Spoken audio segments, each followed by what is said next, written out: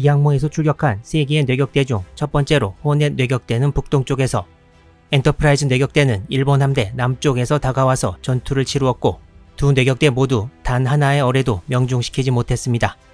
태스크포스 16 항모 엔터프라이즈와 호넷에서 출격한 6개의 항공대 중 뇌격대 2개를 제외하고 이제 일본 항모부대와 싸울 수 있는 것은 웨이드 맥클러스키 소령이 지휘하는 항모 엔터프라이즈의 급강화 폭격기 33기밖에 없습니다. 엔터프라이즈 폭격대는 태스크포스 16에서 일본 정찰기의 무전을 포착하자 발진을 서둘렀고, 맨 처음 출격한 맥클러스키의 폭격기 편대는 단독으로 231도 방향으로 비행했는데, 원래 알려진 좌표보다 더 남쪽으로 비행한 이유는 일본 항모부대가 가만히 안 있고 미드웨이 쪽으로 항진할 것이라는 예상 때문이었습니다.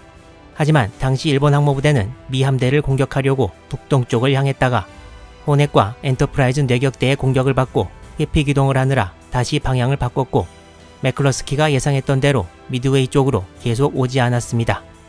결국 엔터프라이즈 폭격대는 실제 일본 항모 위치보다 훨씬 더 남쪽으로 향하게 됩니다.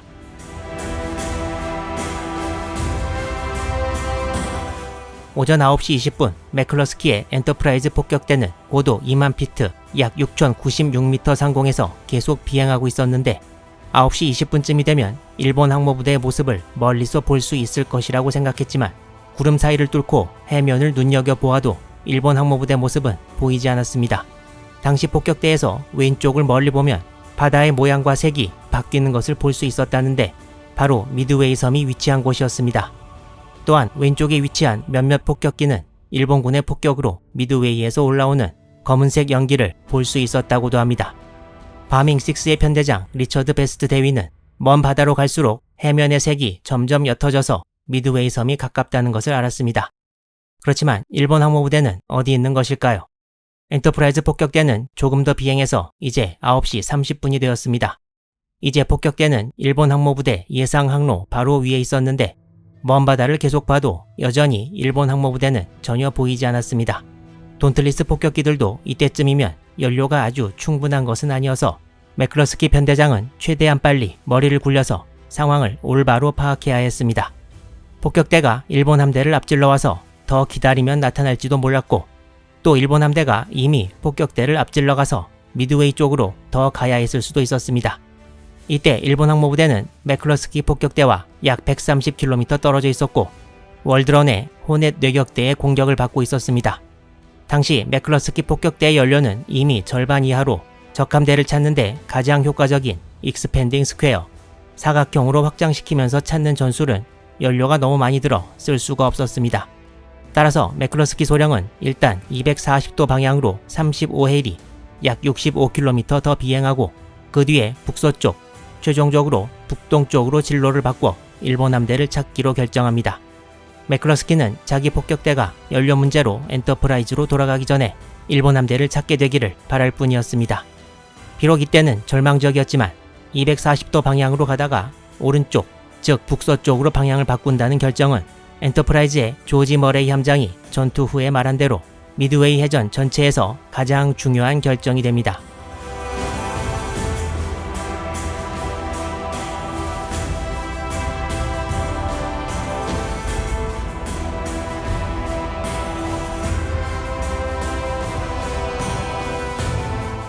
아라시가 향하던 남서쪽에서 북동쪽으로의 방향, 그리고 귀환을 시작하던 9시 33분경은 일본 함대를 못 찾은 엔터프라이즈의 맥클러스키 폭격대가 240도 방향으로 다가오다가 북서쪽으로 방향을 틀어가는 진로와 맞물려 버리게 됩니다.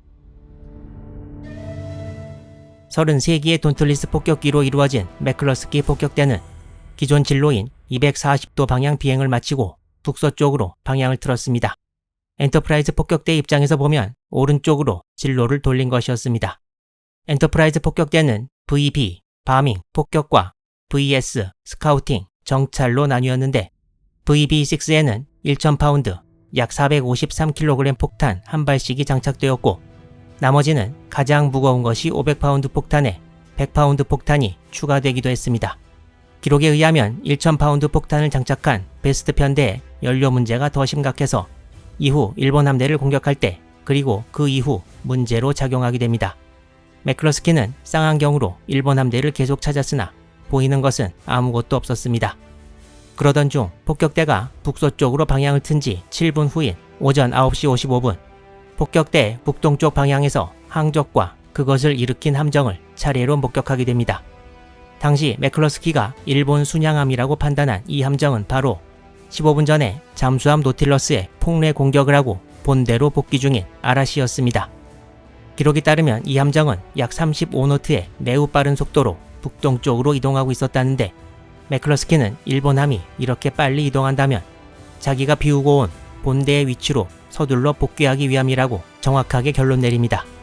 매클러스키는 전 편대에 이 함정을 쫓아가라고 명령을 내렸습니다. 구축함 아라시의 와타나베 야스마사 함장은 자기 함을 중심으로 이런 일이 벌어지고 있다는 것을 전혀 눈치채지 못했습니다. 이때 일본 항모부대 위치에서는 엔터프라이즈 뇌격대가 큰 피해를 입고 있었습니다.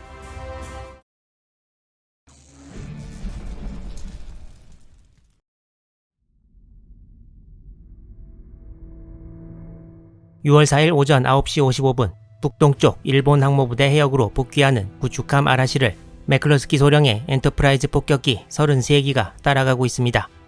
하지만 엔터프라이즈 폭격대가 아라시를 따라가면서 사고가 생기게 되는데, 유진 그린소이가 조종하던 VB6 소속 폭격기가 알 수 없는 이유로 해상에 추락했습니다.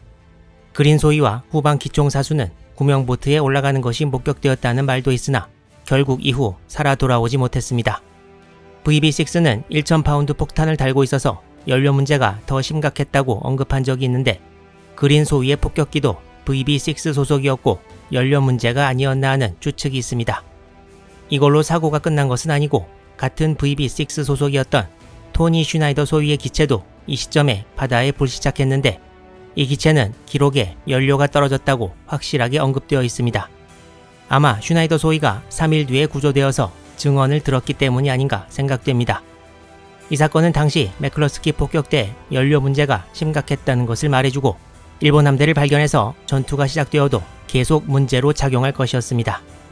매클러스키는 이런 문제에도 발견한 일본함을 따라가는 수밖에 없었습니다. 그리고 예상치 못했던 또 하나의 문제가 발생하고 말았습니다. 당시 VB6의 편대장 딕 베스트 대위의 윙맨이 에드윈 크로거 중이었는데, 아라시를 따라가던 도중 베스트 대위의 기체 옆에 다가와서 산소가 다 떨어져 간다고 손짓으로 신호를 보냈습니다. 베스트 대위는 크로거에게 다시 엔터프라이즈로 돌아가라고 할 수도 있었으나, 다른 편대인 VS6가 비행갑판 길이 문제로 폭탄을 더 가벼운 500파운드로 장착했고, 자기 편대만 위력이 센 1000파운드 약 453kg 폭탄을 장착했는데, 이미 연료 문제로 2기가 이탈해서 더 이상 전력을 잃고 싶어 하지 않았습니다. 따라서 베스트 대위는 신호를 보내 고도를 2만 피트에서 1만 5천 피트로 내리게 했습니다. 이제 VB6의 나머지 13기는 충분하진 않지만 산소통에 도움 없이 비행할 수 있었습니다. 이 사진이 1942년 당시 돈틀리스 승무원들이 썼던 산소 마스크라는데, 베스트 대위는 스스로 산소 마스크를 벗어 다른 편대원들이 따라하도록 했습니다. 하지만 이 과정에서 이후에 영향을 미칠 수도 있는 상황이 발생했는데, 베스트 대위 편대가 고도를 낮춤으로써 다른 폭격기들의 아래에 위치하게 되었고, 매클러스키로부터 수신호로 명령을 접수할 수 없는 상황이 되었습니다.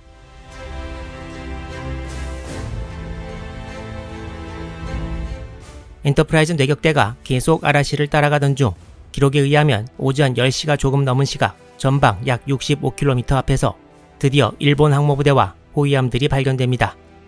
우연히 구축함 아라시를 발견해서 따라간 것이 일본 함대로 항공대를 이끌어준 것입니다. 같은 시각 매클러스키는 태스크포스 16 사령관 스프론스 제독에게 일본 항모부대를 발견했다고 타전했습니다. 미군은 뇌격이 상당히 문제가 많아서 급강하 폭격에 의존을 해야 했는데, 호넷 급강하 폭격대는 발견 못한 일본 항모 2척을 찾아 잘못된 좌표로 가버렸고, 엔터프라이즈 폭격대는 일본 함대가 미드웨이 쪽으로 이동한 줄 알고 훨씬 남쪽으로 가서 두 급강하 폭격대가 전부 일본 함대를 놓칠 뻔했으나 천우 신조로 복귀하는 아라시를 발견해 일본 항모를 공격할 수 있게 됐습니다. 미 잠수함 노틸러스가 일본 함대 남서쪽에 있지 않았다면 일어나지 않았을 일이었습니다. 매클러스키는 원래 와일드캣 전투기 조종사였다가 항모 엔터프라이즈 전체 항공대장이 되면서 돈틀리스 편대로 옮겼고, 1902년생으로 미드웨이 해전 당시는 40세여서 상당히 경험이 많은 편에 속했습니다. 이제 그 경험을 결과로 보여주는 일만 남았습니다.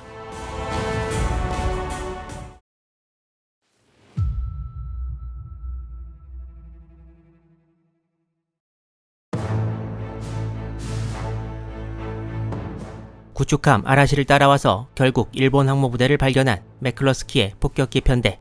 가장 먼저 발견한 일본 항모는 제1항공전대 카가이고 가까운 위치에 아카기가 있습니다. 일본 함대의 가장 북쪽에 위치한 항모 소류는 수평선 너머로 보이지 않는 정도 거리입니다. 엔터프라이즈와 요크타운 폭격대는 너무 멀리 떨어져 있었고 서로 존재도 알지 못해서 합동 공격을 하는 등의 옵션은 불가능한 상황입니다. 매클러스키 폭격대는 VB와 VS에 2개 편대가 있었고 총 31기의 폭격기가 있어서 충분히 항모 2척을 동시에 공격할 수 있습니다. 그렇지만 이것도 아무렇게나 하는 것은 아니고 통용되는 전투 교리가 있었습니다. 일단 적 항모가 2척 있을 경우 각 편대 VB, VS는 서로 다른 항모를 공격합니다. 현재 31기 중 1000파운드 폭탄을 장착한 베스트 대위의 VB6가 13기입니다. 그리고 나머지가 윌머 갤러허 대위의 VS6이고 매클러스키는 전체 항공대의 총지휘관으로서 따로 3기를 지휘합니다.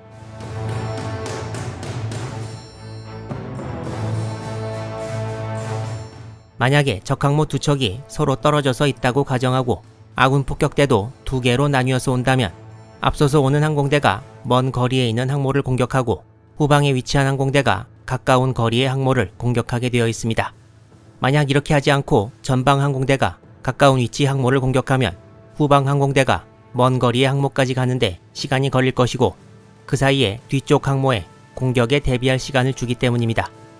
또한 무거운 1000파운드 약 453kg짜리 폭탄을 가진 편대가 가까운 적을 공격하고 가벼운 500파운드짜리 폭탄 등을 실은 편대가 더 먼 거리의 적을 공격합니다.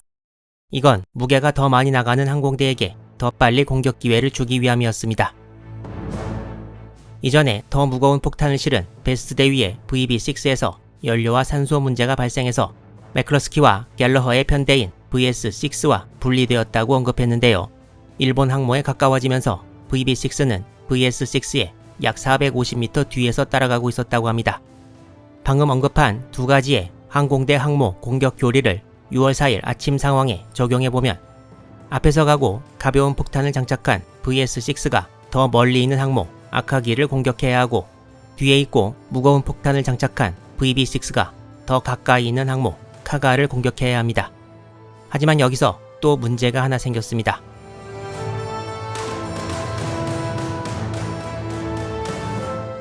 당시 제1항공전대 카가와 아카기의 대략적인 서로 간의 위치는 위와 같은데 카가가 왼쪽 그리고 아카기는 카가에서 약간 앞으로 나가 오른쪽에 위치했습니다. 그리고 카가가 두 항모 중 엔터프라이즈 폭격대에 더 가까웠습니다. 그렇다면 이제 교리에 따라 VS6가 아카기로 가고 VB6가 카가로 가야 하는데 문제는 VB6와 VS6 전체를 지휘하는 매클러스키가 폭격기보다 전투기 조종사로서 훨씬 더 오랜 시간을 보냈다는 것이었습니다.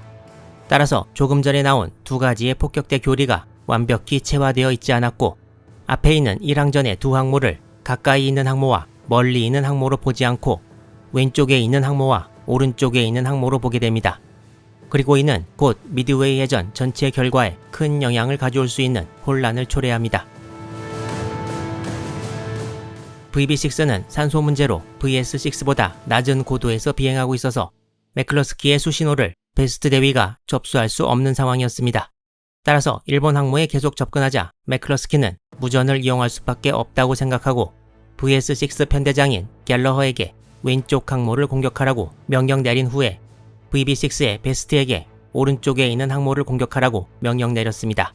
이것은 폭격기 편대 교리에 따른 공격 대상 설정과 정반대되는 것이었습니다. 전후 갤러허 대위는 당시 매클러스키가 자기에게 왼쪽, 베스트에게 오른쪽 항모를 공격하라고 분명히 말했다고 증언했습니다. 확립된 교리대로 하든지 반대로 하든지 그건 사실 큰 문제가 아니고 명령받은 대로 각 편대가 항모 하나씩 맡아서 잘 공격하면 되는데 여기서 또 커뮤니케이션상의 문제가 터졌습니다. 매클러스키와 달리 베스트 대위는 급강한 폭격기 조종사로 잔뼈가 굵은 사람이고 폭격대 교리에 따라 공격이 진행될 것이라 믿어 의심치 않았습니다. 베스트 대위는 매클러스키에게 무전을 보냈는데 먼저 발신자가 베스트, 수신자가 매클러스키라는 것을 밝히고 교리에 따라 공격을 진행한다는 메시지를 이어서 보냅니다. 이렇게 말하는 것보다 왼쪽, 오른쪽으로 지정해주는 게 사실 더 직관적이긴 한데요. 어떻게 되었든 간에 기록에 의하면 매클러스키가 베스트에게 보낸 무전, 그리고 베스트가 매클러스키에게 보낸 무전을 양쪽 전부 놓치고 말았습니다. 베스트가 왜 명령을 받기 전에 먼저 무전을 보냈는지는 확실하지 않습니다. 둘이 동시에 송신 버튼을 눌러서 둘 다 송신에 실패했다는 것이 현재 유력설입니다. 매클러스키는 갤러허를 보통 부르던 대로 가운데 이름인 얼로 부르면서 자기를 따라오라고 말하고 왼쪽에 있는 항모인 카가를 향했습니다. 결국 매클러스키는 자기가 지휘하는 3개를 포함 VS6와 함께 카가를 공격하게 되었고 VB6의 베스트 대위는 매클러스키의 무전을 못 듣고 자신은 폭격대 교리대로, 즉 뒤에서 따라오고 무거운 폭탄을 가진 편대가 가까운 항모를 공격한다는 것에 따라 아카기가 아닌 카가로 돌진하게 됩니다. 즉 31기의 폭격기가 서로 가까이 있는 두 항모를 따로따로 공격하지 않고 본의 아니게 항모 한 척에만 31기가 전부 달려들게 된 것인데요. 폭탄을 전부 카가에만 퍼부어서 확실히 침몰시킬 수 있다고 하더라도 미군이 원하는 것은 일본 항모 한 척이 아니라 최대한 많이 격침시키는 것이니만큼 자기들 잘못으로 전과를 그냥 절반으로 줄여버릴 위기에 빠지게 된 것입니다.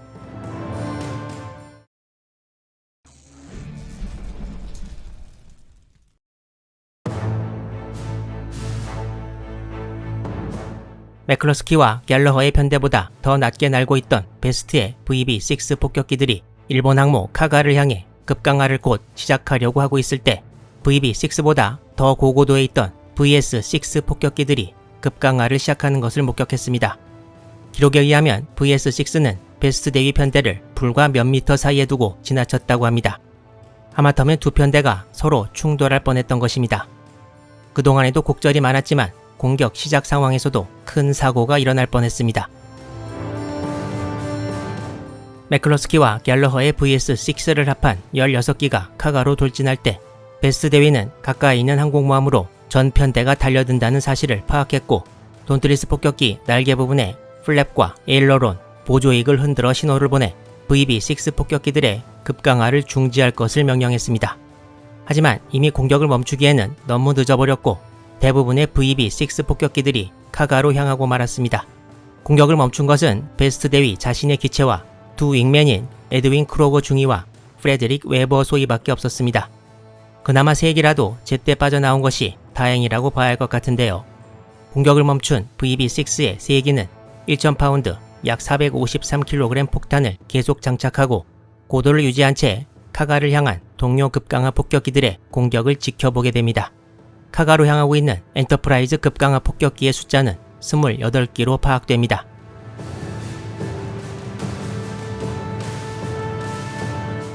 기록에 의하면 카가로 다가오는 엔터프라이즈 폭격대를 처음 목격한 것은 히류입니다.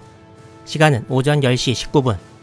요시다라는 성을 가진 견시병이 4,000m, 약 13,000피트 상공에서 카가 쪽으로 향하는 미군 항공대를 발견하고 이를 보고합니다.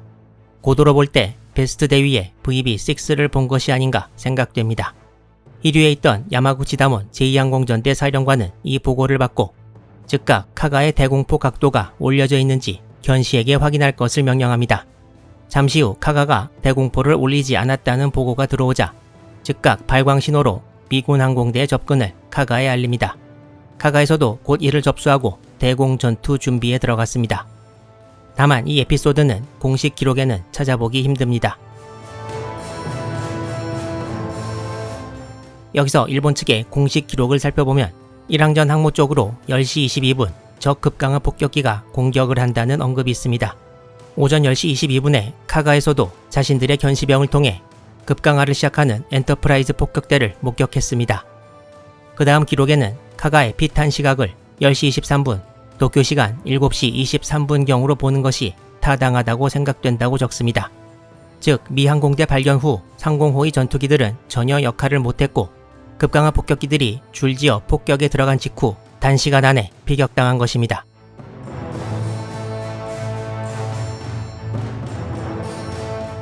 VS6와 VB6 폭격기들은 차례로 급강하하면서 폭탄을 투하했습니다. 첫 번째 폭탄은 함교 우현 전방 약 10m 지점에서 바다에 떨어졌습니다. 지근탄이었지만 카가 정빅과 어뢰반 소속 몇 명이 파편에 부상당했다는 기록이 있습니다. 잠시 후 떨어진 두 번째 폭탄은 좌연 약 30m 해상에 떨어집니다. 세 번째 폭탄도 해상에 떨어지는데 위치는 확실하지 않습니다. 그리고 네 번째로 폭탄을 투하한 사람이 VS6 편대장 갤러허 대위였는데, 갤러허 대위가 투하한 500파운드 폭탄이 카가의 후미 엘리베이터 부근에 명중합니다. 이 폭탄은 갑판을 뚫고 들어가 폭발해 수병들의 선실 쪽에 화재를 일으켰습니다. 오전 7시 10분경부터 시작된 미드웨이 섬과 미 항공모함 항공대의 공격에서 드디어 첫 번째로 나온 명중탄이었습니다. 세 번의 미스가 난 이후에 역시 편대장이 제 역할을 해준 셈입니다. 카가의 함장 오카다 지사쿠 대자는 이때 회피 기동에 집중하고 함교 뒤로는 비행갑판을 볼 수 없어 명중탄이 났다는 것을 몰랐을지도 모릅니다. 하지만 카가는 거의 두 개 편대의 공격을 무방비 상태나 다름없는 상황에서 받게 되는데, 카가의 고난은 폭탄 하나로 끝난 것이 아니라 이제 시작에 불과했습니다.